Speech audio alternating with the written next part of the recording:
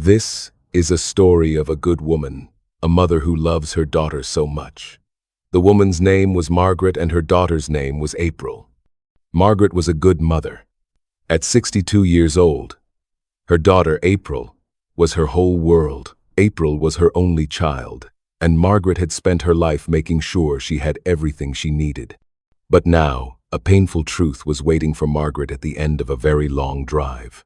Believe me when I say this, you absolutely cannot afford to walk away from this incredible, heart-wrenching tale that's about to unfold. This is one of those rare stories packed with wisdom and insights that will echo in your mind long after it's over. So get comfortable, settle in, and maybe grab your favorite snack because we're about to embark on a remarkable adventure together. And hey, if this is your first time here, I'd love for you to hit that subscribe button, ring the notification bell so you never miss out, and if this story moves you even a little bit, show some love with a like. Margaret smiled as she placed the last bag in the trunk of her old, reliable car. It was a small bag, just enough for a weekend trip, but the most important item was not in the trunk. It was on the passenger seat, wrapped in soft yellow paper with a big white bow. Inside the paper was a baby blanket, one that Margaret had spent the last 2 months knitting herself. Every stitch was made with love, with thoughts and prayers for her first grandchild. Her hands, stiff with age, had worked day and night to make it perfect. The yarn was the color of a happy morning sun, and it was the softest thing she had ever felt. She could already picture her new grandbaby, a little girl, wrapped up warm and safe inside it. The drive was long, 600 miles, from her quiet little home in a small town to the big, bustling city where April lived. Margaret did not mind the long drive. Her heart was full of joy and excitement. She turned on the radio and sang along to the old songs she loved, her voice a little shaky but full of happiness. The miles rolled by under the wheels of her car. She drove past fields and forests, past small towns and big cities. For hours and hours, all she could think about was the look on April's face. This trip was a surprise. April's baby shower was today, and Margaret was not invited. April had told her it was just a small thing, with a few of her new friends from work. "It's nothing, Mom," April had said on the phone a week ago. "Just a few girls getting together. You don't need to come all this way for that." But Margaret knew her daughter. And more than that, she knew her own heart. How could she not be there for the celebration of her first grandchild? It was impossible. So, she planned the surprise. She would just show up, with her gift and her love, and give her daughter the biggest hug. As she drove, a small worry started to whisper in the back of her mind. She had tried calling April that morning, just to hear her voice, but the call went straight to voicemail. She sent a text message that said, "Thinking of you today, my sweet girl. Love, Mom." Hours had passed, and there was no reply. Margaret pushed the worry away. "She is just busy," Margaret told herself. "Busy with the party. She will be so happy to see me. She will forget all about her phone." Lately, April had been a little distant. Her calls were shorter. Her texts were just 1 or 2 words. Margaret thought it was just the stress of the pregnancy and her new, important job. April was a manager at a big company now. She was doing so well. Margaret was so proud. She was so proud, in fact, that she had put her own name on the line to help April buy her beautiful new house. The house where the baby shower was happening right now. Margaret remembered the day at the bank. The banker had looked at April's papers and frowned. "Your income is good, Miss April," he had said, "but this is a very large mortgage. You don't have enough credit history." April's face had fallen, but Margaret had squeezed her hand. "I will co-sign," Margaret had said, her voice clear and strong. "I will be the guarantor." She had signed the papers without a second thought. Her own house was paid off years ago. Her savings were not huge, but her name, her credit, was perfect. She had worked her whole life, never missing a payment on anything. She had done it for April, to give her a good, safe home to start her family. And what a home it was. 5 bedrooms, a big backyard for the baby to play in. Margaret had only seen pictures, but she could not wait to see it for real. The sun was beginning to set when Margaret finally turned onto April's street. The houses were huge, like castles. Each one had a perfect green lawn and big, expensive cars in the driveway. She found April's house easily. There were pink and blue balloons tied to the mailbox. Cars lined the street. Fancy cars that cost more than Margaret's own house. She could hear soft music and the happy sound of people laughing. Her heart beat faster. She was here. She had made it. She parked her old car down the street, not wanting to block anyone. She looked at herself in the rearview mirror. She had worn her best church dress, a simple blue one with little flowers on it. Her hair was neat. She looked like a grandmother. She looked like herself. She took a deep breath, grabbed the beautifully wrapped gift from the passenger seat, and locked her car. As she walked up the long stone walkway to the front door, her excitement was so big it felt like a balloon in her chest. She could see people through the big front window. They were all dressed in beautiful, expensive clothes, women in silk dresses and men in crisp shirts. They held glasses of champagne and laughed at things she could not hear.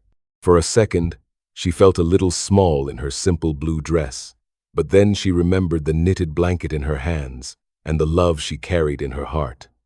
That was more important than any silk dress. She reached the front door and rang the bell.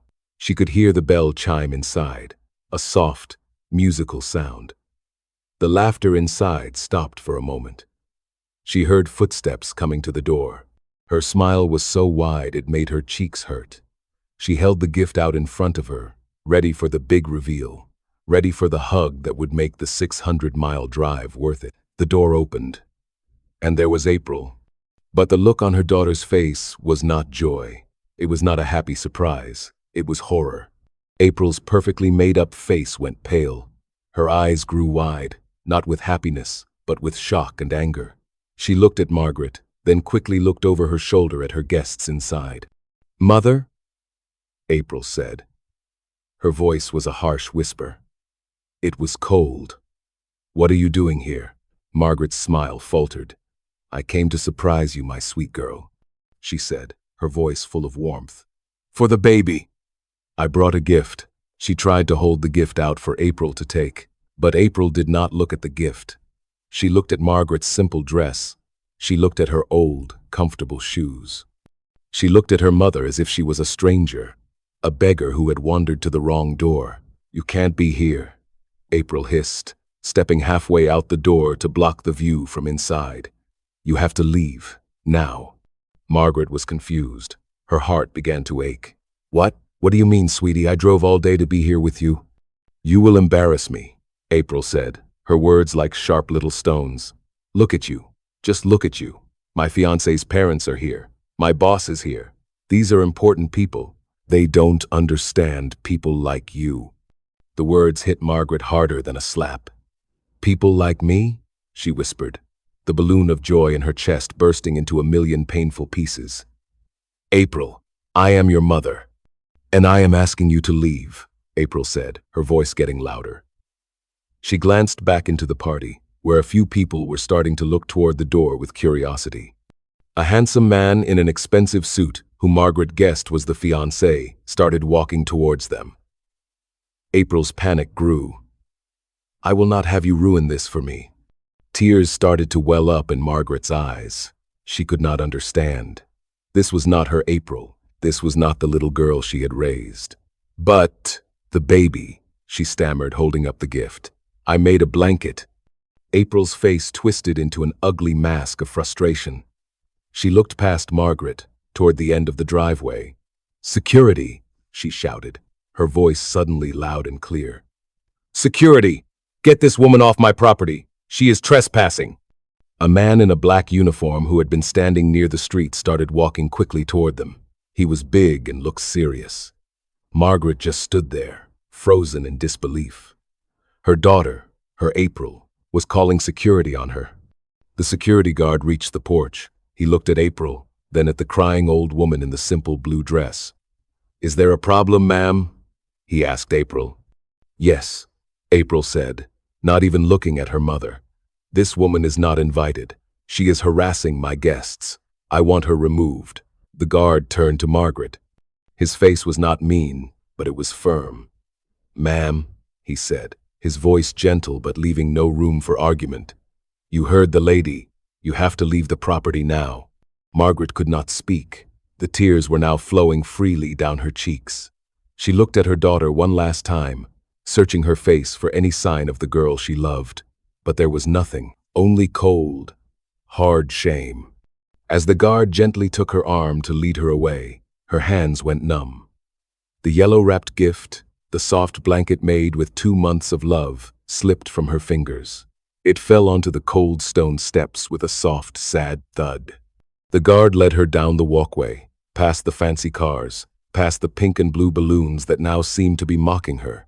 She did not look back. She could not bear to see April step over the gift to go back to her perfect party.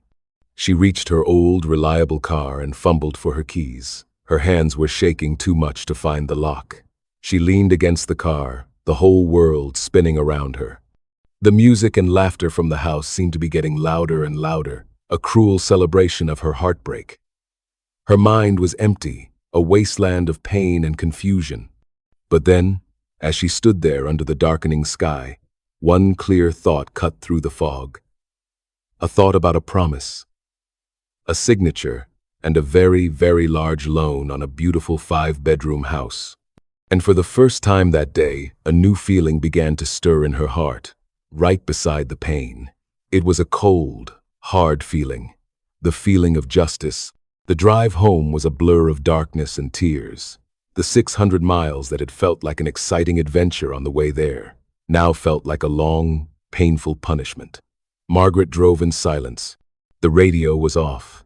The happy songs she had sung just that morning felt like they belonged to a different person, to a lifetime ago. The only sound was the hum of the engine and the quiet sobs that escaped her lips from time to time.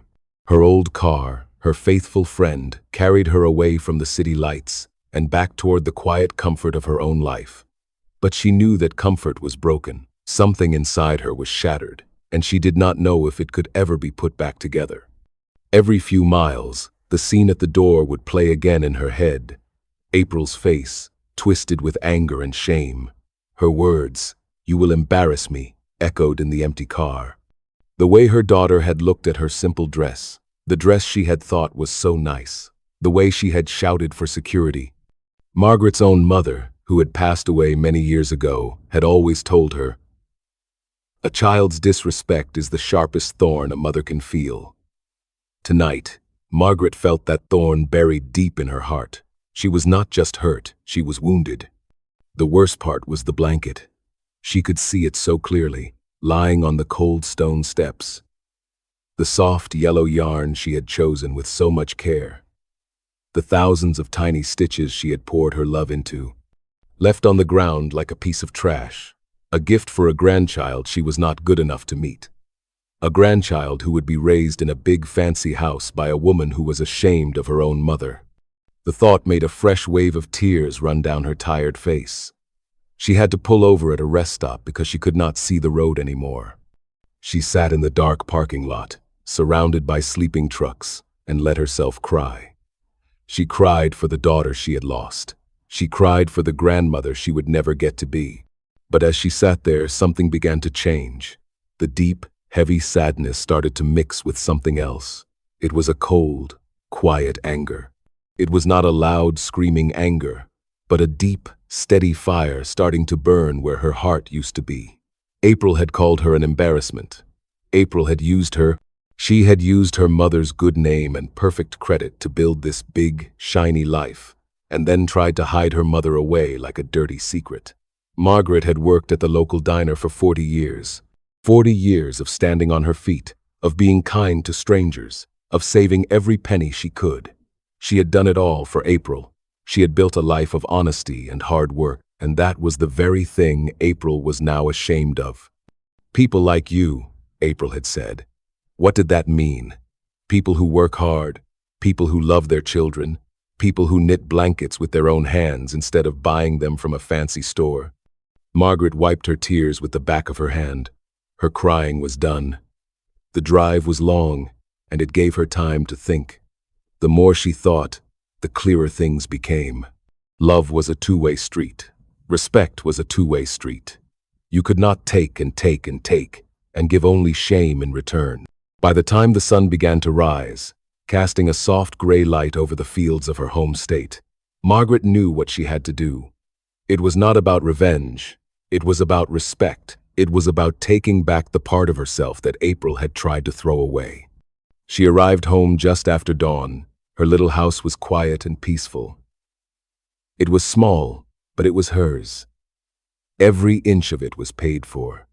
She walked inside, and the familiar smell of her home wrapped around her like a hug. It smelled of old books and lemon polish. For a moment, she felt the sadness return. This was the home she had raised April in. There were pictures on the wall of a smiling little girl with pigtails, a happy girl who loved her mother more than anything in the world. Where did that little girl go? Margaret sighed, a deep, heavy sound that filled the quiet house. She went to the kitchen and put the kettle on to make tea. The simple, everyday action helped to calm her nerves. While the water was heating, she went to the small wooden desk in her living room. It was where she kept all her important papers. She opened the bottom drawer and pulled out a thick folder. Inside, neat and organized, was all the paperwork for April's mortgage. She spread the papers out on her dining table. There it was, in black and white. The huge number, the address of the big, fancy house, and at the bottom of several pages, 2 signatures. April's fancy, loopy signature, and her own, simple and clear, Margaret. She looked at her name on that paper. Guarantor. The word seemed to stand out. It meant she was a guarantee, a promise. She had promised the bank that if April ever failed, she would be there to make it right. She had been April's safety net. She had looked at the papers and realized a hard truth. April had not built her new life on her own success. She had built it on Margaret's lifetime of hard work. The bank had not trusted April alone. They had trusted Margaret. The kettle whistled, and she went to pour her tea. She sat at the table, sipping the hot, sweet tea, and looked at the papers. She had signed those papers out of love, a love that had been thrown back in her face. The promise she had made to the bank was connected to a promise she thought she had with her daughter. The promise that they were family, that they would always support each other. April had broken that promise. She had broken it in the cruelest way possible. And if that promise was broken, then what about the one on the paper? Her hand was steady as she picked up the phone book. She looked up the number for the bank's main office. She did not call the local branch. She called the corporate headquarters. An operator answered, and Margaret's voice was calm and low. She said, "I need to speak to someone in your risk management department, please. It is about a high-value mortgage I have co-signed." She was put on hold. The soft, boring music that played through the phone was a strange contrast to the storm in her soul. After a few minutes, a man's voice came on the line. He sounded professional and a little busy. "This is David in risk management. How can I help you?" Margaret took a deep breath. "Good morning, David. My name is Margaret Williams. I am calling about a loan. I am the guarantor for my daughter, April Williams." She gave him the loan number, which she had read off the papers in front of her. "Yes, Mrs. Williams, I have the file here. Is there a problem?" Margaret looked at the picture of the little girl with pigtails on her wall. Then she closed her eyes. "Yes, David," she said, her voice perfectly even. "There is a problem. I am calling to officially withdraw my support as guarantor for this loan. There has been a complete and irreparable breakdown of my relationship with the primary borrower. The foundation of our agreement was based on mutual family support, and that support no longer exists." There was silence on the other end of the phone. David was likely not used to calls like this. "Ma'am, a guarantor agreement is a legal contract. You can't just withdraw." "I understand that," Margaret said calmly. "But I am also obligated to inform you, as the lender, of a significant change in risk. The borrower's financial stability was approved based on my backing. I am now informing you that my backing is gone. Not just my financial backing, but all of it. She is on her own. I believe she obtained this loan under a false pretense, the pretense of a stable family support system that she herself has now destroyed. I consider her a high-risk borrower, and I felt it was my duty to inform the bank of this new and significant risk. David was quiet for another moment. Then his tone changed. It was more serious. Thank you for bringing this to our attention, Mrs. Williams. A report of a high-risk change in circumstance is something we take very seriously. We will have to open an immediate review of the loan agreement and the borrower's standalone financial qualifications. This is a very serious matter. I know it is, Margaret said softly. Thank you for your time, David. She hung up the phone. She sat in the silence of her little house. There was no joy in what she had done. Only a deep, aching sadness. But underneath the sadness, there was also a small, quiet sense of peace. She had not screamed or shouted. She had not made a scene. She had used her head. She had used her good name, the very thing she had worked her whole life to build, in a new way. Not to build her daughter up, but to protect herself. April had wanted to get rid of her mother. She had thrown her out of her big, fancy house and left her love lying on the ground. What April was about to find out was that her mother was the foundation holding that entire house up, and the foundation had just been pulled away. The Monday after the party was a beautiful day. April woke up in her big, soft bed. The sun streamed through the tall windows of her master bedroom, making patterns on the expensive wooden floor. She stretched like a cat, a smile on her face. The baby shower had been a huge success. Everyone had loved the house. Her fiancé, Michael, had been so proud. His parents had told her she had wonderful taste. Her boss had even sent a text that morning saying what a lovely time he'd had. April felt on top of the world. She had done it. She had the perfect life, the perfect house, the perfect fiancé, and a perfect baby on the way. She thought for a moment about her mother. A little wave of annoyance passed over her. It was so selfish of her mother to just show up like that. To try and ruin her perfect day, April had to do what she did. She had to protect her new life from her old one. Her mother just didn't understand. She was from a different time, a different world. A world of small houses and simple dresses. April's world was bigger now. It was better. She got out of bed and walked over to the large window, looking out over her perfect backyard. She will get over it, April said to herself. She always does. She spent the morning answering happy text messages and looking at pictures from the party that her friends had posted online. There she was, glowing, surrounded by well-dressed, important people. There were no pictures of an old woman in a cheap blue dress. No pictures of a homemade gift dropped on the steps. It was perfect. Just before noon, her phone rang. She did not recognize the number, but it was from the same area code as her bank's main office. She figured it was just a sales call, maybe trying to sell her a new credit card. "Hello, this is April Williams," she answered, her voice bright and confident. "Good morning, Miss Williams. My name is David Miller. I'm calling from the risk management department at the bank." The man's voice was not friendly. It was not a sales call. It was flat and serious. April's smile faded a little. "Oh, is there a problem with my last payment? I'm sure it went through." "Your payments are current, Miss Williams," David said. "That is not the issue. The reason for my call is that the bank has received new information regarding the circumstances of your loan.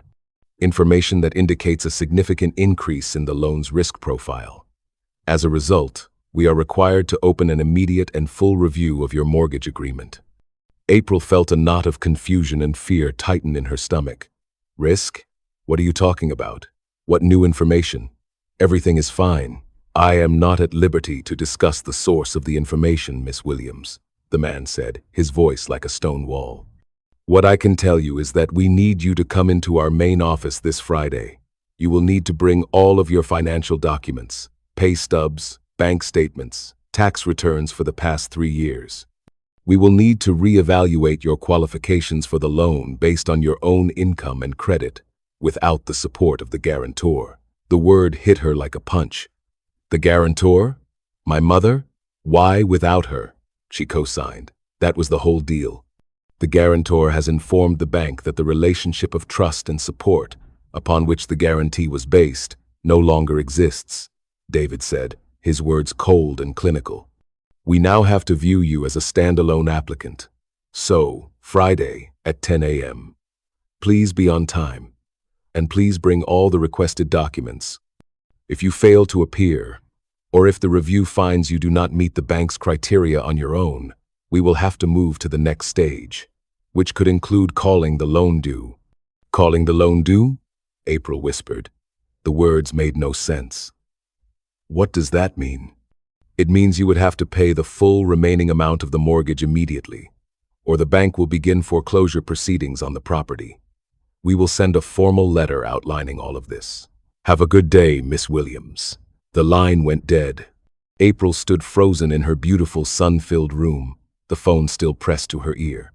Foreclosure. The word echoed in the silent house. It was an ugly word, a poor person's word. It was not a word that belonged in her perfect life. It couldn't be real. It had to be a mistake. A horrible, crazy mistake. Her hands started to shake. She thought about the mortgage papers. She remembered the banker telling her, clear as day, your income alone is not enough to support this loan. She had needed her mother. She had needed her mother's perfect credit, her mother's paid-off house, her mother's lifetime of being responsible. It was her mother's good name that the bank had trusted, and her mother had taken it back. A hot, furious anger surged through her. How could she? How dare she?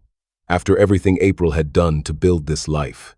April grabbed her phone, her fingers fumbling as she scrolled to her mother's name. She pressed the call button so hard she thought the screen might crack. The phone rang once, twice. Hello?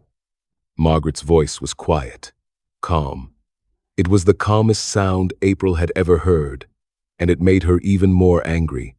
What did you do? April screamed into the phone. There were no pleasantries, no hello. What did you do to me? There was a short pause on the other end of the line. April? Is that you? I am not sure what you mean. The bank. April shrieked, pacing back and forth on her expensive rug. The bank called me. They are reviewing my loan. They are going to take my house. This is your fault. You did this. I did not call the bank to tell them to take your house, April, Margaret said, her voice still quiet and even.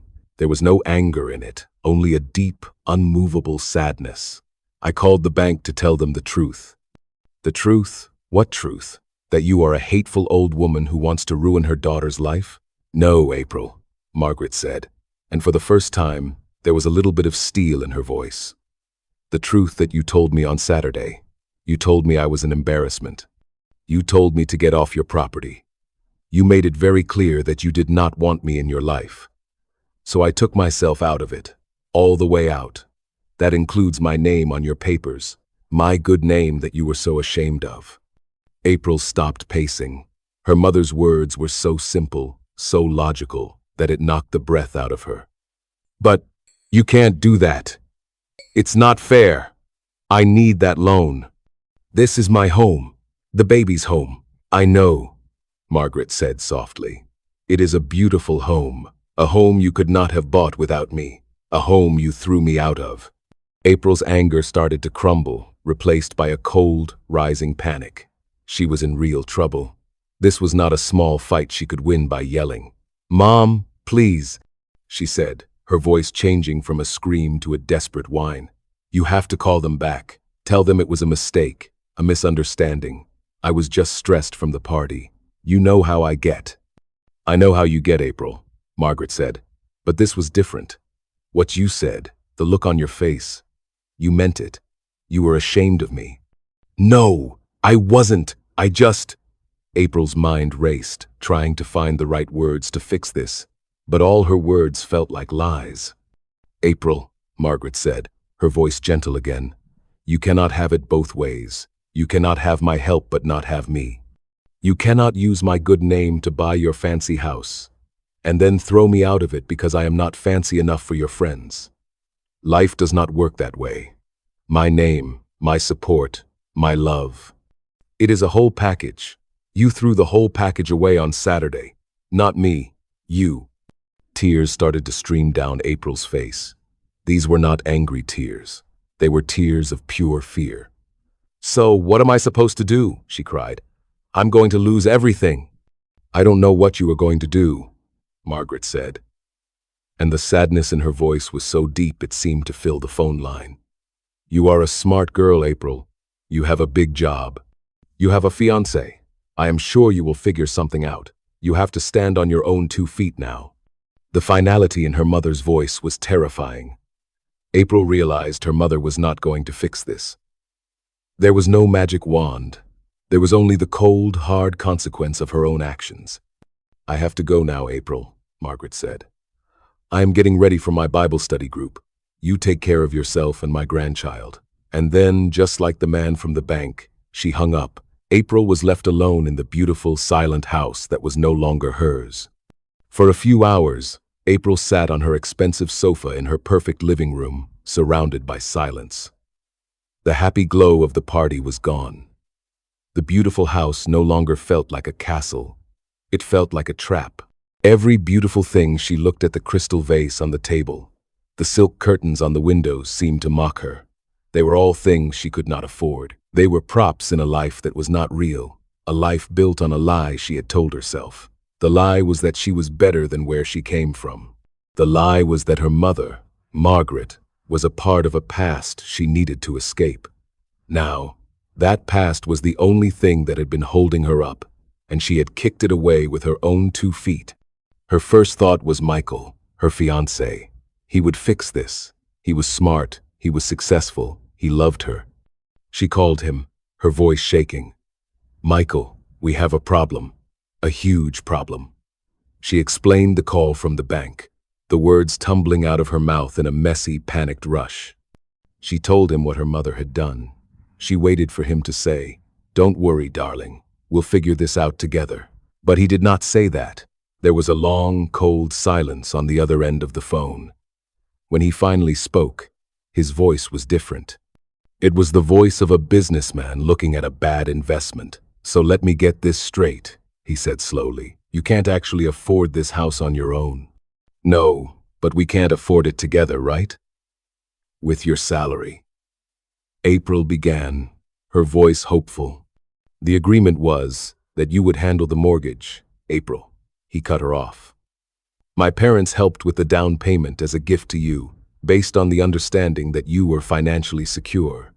You told me your mother was co-signing as a formality. You never said you were completely dependent on her." I didn't think it mattered," April stammered.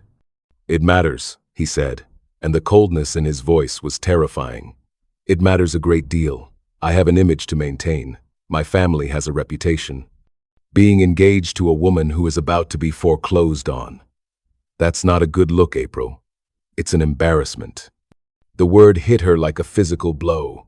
Embarrassment. It was the same word she had used about her own mother. Now, it was being used on her. She felt sick. "Michael, please," she begged. "Don't do this. I love you. We're having a baby." "This changes things," he said. "I need some time to think, to reevaluate." He did not say he loved her back. He did not ask about the baby. He just said he needed to reevaluate, and then he hung up. April knew what that meant. It was over. The perfect fiancé was gone. The next few days were a nightmare. April went to the bank on Friday. She walked in wearing her most expensive suit, trying to look confident. But she felt like a little girl who had been called to the principal's office. She sat across the desk from David Miller, the man from the phone. He was not mean, he was just professional. He looked at her papers, at her income, and at the massive number of the mortgage. He did not need a calculator to know the truth. "Miss Williams," he said, looking at her with something like pity. "As you can see, your income covers your basic living expenses and your car payment, but it does not come close to supporting a mortgage of this size. You were only approved because of your mother's guarantee. Without it, you are not a viable candidate for this loan. I'm very sorry." April just nodded. There was nothing to say. The numbers did not lie. The bank gave her 30 days. 30 days to somehow come up with the full amount of the loan, or they would take the house. It was an impossible task. She was trapped. That night, she sat alone in the huge, dark house. The electricity was still on, but it felt like the power had been cut. She walked from room to room, touching the walls. This was her dream, and it had turned into a prison. She ended up in the nursery. The room was painted a soft, gentle pink. A beautiful, expensive crib stood in the corner. Her friends had given her so many wonderful gifts. Tiny, designer baby clothes. A silver rattle. Everything a baby could ever want. But as she stood there, she knew the most important thing was missing. It was not something you could buy. It was the yellow, hand-knitted blanket her mother had tried to give her. She closed her eyes and saw it again. The look on her mother's face, the hope and love in her eyes. And then the hurt, the deep, soul-crushing hurt when April had told her to leave. She saw the gift falling to the ground, a symbol of her mother's love, discarded on the cold stone. And for the first time, April did not cry for her house, or for her fiancé, or for herself. She cried for her mother. She cried for the pain she had caused. She had been so busy building a life that looked good on the outside, she had let the inside turn rotten. The next morning she woke up and knew what she had to do. She packed a small bag, just like her mother had. She did not pack her fancy clothes. She packed a pair of jeans and a simple sweater. She called a real estate agent and told them to put the house on the market for a fast sale, to pay back the bank. She left the key under the mat. She did not look back. She got into her car and she started to drive. She was driving north, a 600-mile drive. The journey was long and quiet. She did not play the radio. She just drove. And she thought. She thought about her childhood. She remembered her mother working 2 jobs to buy her a bicycle for Christmas. She remembered her mother staying up all night with her when she had a fever. She remembered 1,000 small acts of love, 1,000 sacrifices she had taken for granted. She had traded all of that for a man who left her when things got hard, and a house she could not keep. The shame was so heavy it felt like a physical weight in the car with her. It was late in the evening when she finally pulled onto her mother's street. The small, simple houses looked warm and inviting under the streetlights. They did not look poor or embarrassing. They looked like homes, real homes. She parked her car and walked up the short walkway to her mother's front door. The porch light was on. She took a deep, shaky breath and knocked. She heard footsteps, and the door opened. There was Margaret. She was in her bathrobe, her hair in a simple braid. She looked tired, but her face was calm. When she saw April, her eyes widened in surprise. She did not look angry. She just looked sad. April could not hold it in anymore. The tears she had been fighting for hours finally broke free. "Mama," she sobbed, the word catching in her throat. "Mama, I am so sorry. I am so sorry." She fell into her mother's arms, crying like she had not cried since she was a little girl. She was not a fancy manager anymore. She was just a daughter who had hurt her mother and had come home. Margaret held her. She did not say, "I told you so." She did not say anything about the house or the bank or the fiancé. She just held her daughter on the front porch of her small, humble house and gently patted her back. After a long moment, she led April inside, out of the cold night air. She sat April down at the small kitchen table, the same table where she had signed the papers, the same table where she had made the call to the bank. She put the kettle on to make tea. The house was warm. It smelled of cinnamon and love. "The house is gone," April whispered, looking down at her hands. "Michael is gone. Everything is gone." Margaret placed a cup of hot tea in front of her. She sat down and put her warm, wrinkled hand over April's cold one. "No, baby," she said, her voice soft and full of a love that April now knew was the most valuable thing in the world. "Not everything is gone." April looked up, her eyes full of tears, and met her mother's gaze. In her mother's eyes, she did not see a poor, embarrassing old woman. She saw her home. She saw strength. She saw forgiveness. She saw a love so strong it could withstand even the deepest hurt. The big house was gone. The fancy life was a ghost. But sitting there in her mother's small, warm kitchen, April knew she had not lost everything. She had just found her way back to the only thing that had ever really mattered. The hot tea warmed April's hands, but it was the quiet, steady presence of her mother that began to thaw the ice around her heart. They sat in the comfortable silence of the small kitchen for a long time. There were no sounds from a big city outside, only the gentle ticking of the clock on the wall and the whisper of the wind in the old oak tree in the yard. For April, the silence was not empty. It was full of everything she had thrown away and had now, by some miracle, been given a chance to find again. Finally, Margaret spoke, her voice as soft as her touch. "Why, April? Why were you so ashamed of me?" There was no anger in the question, only a deep, motherly need to understand the heart of her child. April looked up from her cup, tears welling in her eyes again. She had to be honest. No more lies, no more pretending. "I was a fool, Mama," she whispered. "I got so lost. I met Michael and his family. They have so much. Their houses are like museums. Their friends are all so important. I wanted to be like them. I wanted to fit in so badly. I started to believe that the things we had, the life you gave me, was not enough." She lowered her head in shame. "When I saw you at the door, in your nice blue dress, all I could see was that it wasn't a designer dress. I saw your old car down the street, not a fancy new one, and I panicked. I thought they would all laugh at me. I thought they would see that I wasn't really one of them, that I was just a fake, and I was so cruel. I turned you into the thing I was scared of being." Margaret listened, her face full of a deep and painful understanding. She nodded slowly. "So you threw me out, to prove you belonged in their world." "Yes," April choked out, "and it was the stupidest, most hateful thing I have ever done. Their world is empty, Mama.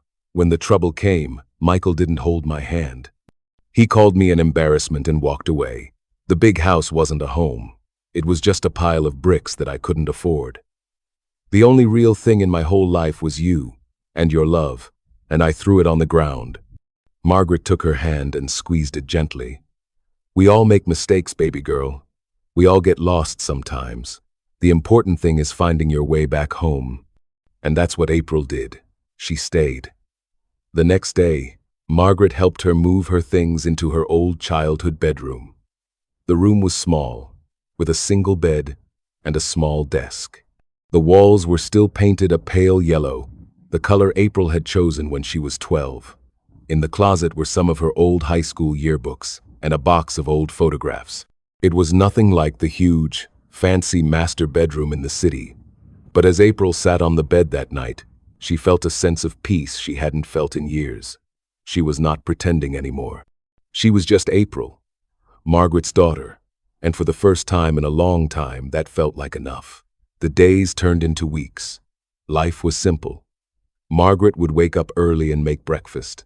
They would eat together at the small kitchen table. April, used to rushing out the door with a cup of coffee, learned to sit and talk. She learned to listen. She helped Margaret in the garden, feeling the good, honest dirt under her fingernails. She went with her mother to the grocery store, where people would stop and say hello to Margaret, not because she was important, but because she was kind. They were friendly to April, too. No one cared what kind of car she drove or what brand her clothes were. They just smiled and asked how she was feeling. One afternoon, April was resting on the sofa when Margaret came into the room. She was holding something in her hands. It was a soft bundle, wrapped in plain white tissue paper. She sat down next to April and placed it gently on her lap. "I went back the next day," Margaret said quietly. "After the party. I couldn't leave it there on the ground." April's hands trembled as she unwrapped the paper. Inside was the yellow, hand-knitted baby blanket. It was a little dusty, but it was still perfect. Every stitch was still full of love. April held it to her cheek. It was the softest thing she had ever felt. The tears that came now were not of sadness or fear, but of gratitude. "I didn't know if you would still want it," Margaret said. "I want it more than anything," April cried, hugging the blanket to her chest. "Thank you, Mama. Thank you for saving it." "Of course I saved it," Margaret said, putting her arm around her daughter's shoulders. It belongs to my grandbaby. As the months passed, April's pregnant belly grew, and so did the bond between mother and daughter. It grew stronger than it had ever been. April went to all her doctor's appointments, and Margaret was always there, sitting in the waiting room, ready with a smile and a snack. When April felt the baby kick for the first time, she grabbed her mother's hand and placed it on her stomach, and they shared the magic of the moment together, their faces lit with joy.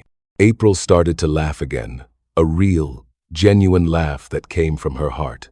She was learning that a life filled with love was worth more than a life filled with things. The day the baby came, it was a quiet Tuesday morning. Margaret drove April to the hospital, holding her hand the whole way. In the delivery room, there was no fiancé in an expensive suit. There was just her mother, whispering words of encouragement, wiping her forehead with a cool cloth, and telling her how strong she was. And then, a new sound filled the room, the cry of a healthy baby girl. The nurses cleaned the baby and wrapped her in a standard hospital blanket, but Margaret had brought the yellow one with her. With a tearful smile, she gently unwrapped her new granddaughter and wrapped her again in the soft, sunny blanket she had knitted with so much love and, for a short time, so much pain. She placed the baby in April's arms.